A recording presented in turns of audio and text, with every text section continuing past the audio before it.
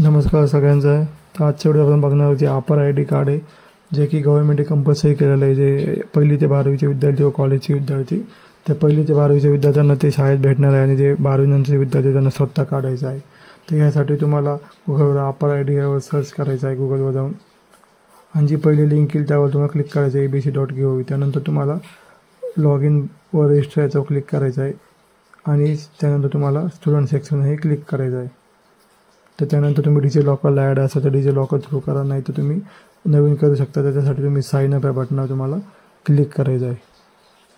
तर sign up बटनावर click केल्यानंतर तुमचा मोबाईल नंबर इथं तुम्हाला टाकून घ्यायचा आहे.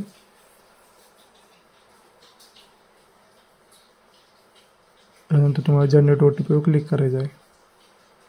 तर त्यानंतर तुमच्या फोनवर जो OTP येईल 6 अंकी तो तुम्हाला इथे टाकायचा आहे.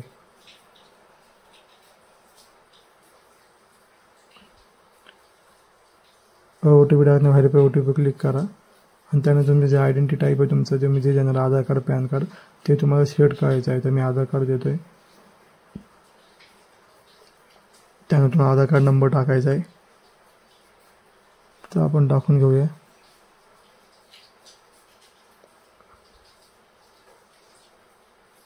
आधार कार्ड नंबर टाकायचं, जे आधार कार्डवरचं पूर्ण नाव आहे ते तुम्हाला इथे खाली टाकायचं आहे फुल नेममध्ये.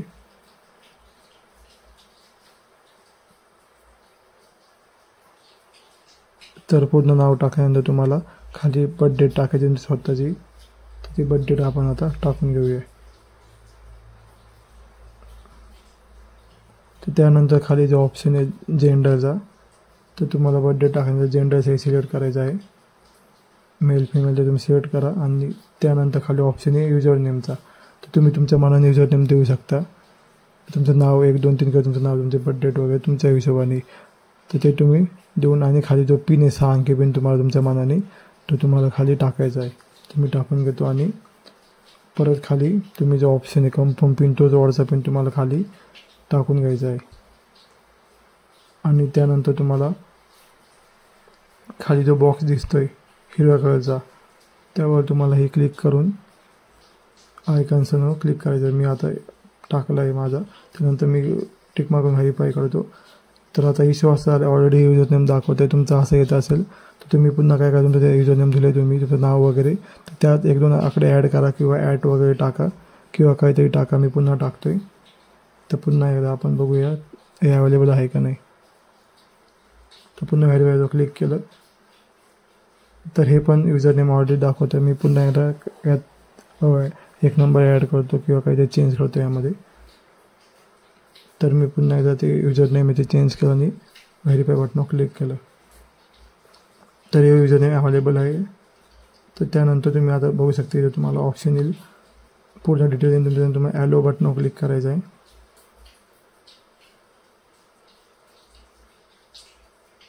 त्यानंतर ॲटोमॅटिकली डिजिलॉकरला कनेक्ट होईल आणि तुमचं जे पुढचं पेज हे ओपन होईल. त्यानंतर तुम्हाला सिलेक्ट आय डी करायचा आहे एक KYCसाठी. पुन्हा एकदा आपण आधार कार्ड घेऊया आणि प्रोसिजर KYC बटनावर क्लिक करू. त्यानंतर तुम्हाला तुमचा आधार कार्ड नंबर टाकून घ्यायचा आहे परत KYC करण्यासाठी. वर तुमच्या सगळ्या डिटेल, तुमची बर्थ डेट वगैरे सगळं आलेलं असेल त्या आकाशी बॉक्समध्ये. त्यानंतर तुम्हाला आधार कार्ड नंबर टाकून व्हेरीफाय बटनावर क्लिक करायचं आहे. त्यानंतर तुम्हाला एक OTP येईल तुमच्या नंबरवर, तो तुम्हाला इथं टाकून घ्यायचा आहे आणि त्यानंतर सबमिट बटनावर तुम्हाला क्लिक करायचं आहे. तर आपण सबमिट बटनावर क्लिक केलं आहे. थोडा वेट केल्यानंतर 1 2 सेकंद तुम्हाला आता ऑप्शन येईल आता इथं पुढे, की तुम्हाला तुमचं जे आयडेंटिटी टाईप आहे कॉलेजकडून भेटलेलं तुमचं जे असं roll number, registration number, enrolment number किंवा नवीन ॲडमिशन करा आणि तुम्ही कोणत्या युनिव्हर्सिटी स्टुडंट आहे ते तुम्हाला जे सिलेक्ट करायचं आहे. तर तुमची युनिव्हर्सिटी ते सिलेक्ट करा. तर आपण सिलेक्ट करूया पुणे युनिव्हर्सिटी. ते सिलेक्ट केल्यानंतर तुम्हाला खाली ऑप्शन येतो आहे ॲडमिशन घ्यायचं. तुम्ही जे ॲडमिशन कधी घेतलं आहे ते तुम्हाला खाली ते टाकायचं आहे. ॲडमिशन टाकल्यानंतर तुम्हाला खाली ऑप्शन आहे सबमिट बटनाचा, त्यावर तुम्हाला क्लिक करायचं आहे. तर अशा प्रकारे तुमचं ते अपर आय डी तो तयार होईल. याचा तुम्ही स्क्रीनशॉट मारा किंवा डॅशबोर्डला जाऊन तुम्ही हे डाउनलोड करू शकता. तर तुम्हाला व्हिडिओ आवडला असेल अपर आय डी काढण्याचा, व्हिडिओला लाईक करा आणि चॅनलला सबस्क्राईब करा. अशी इन्फॉर्मेशन व्हिडिओ घेऊन आपण भेटूया पुढच्या व्हिडिओमध्ये.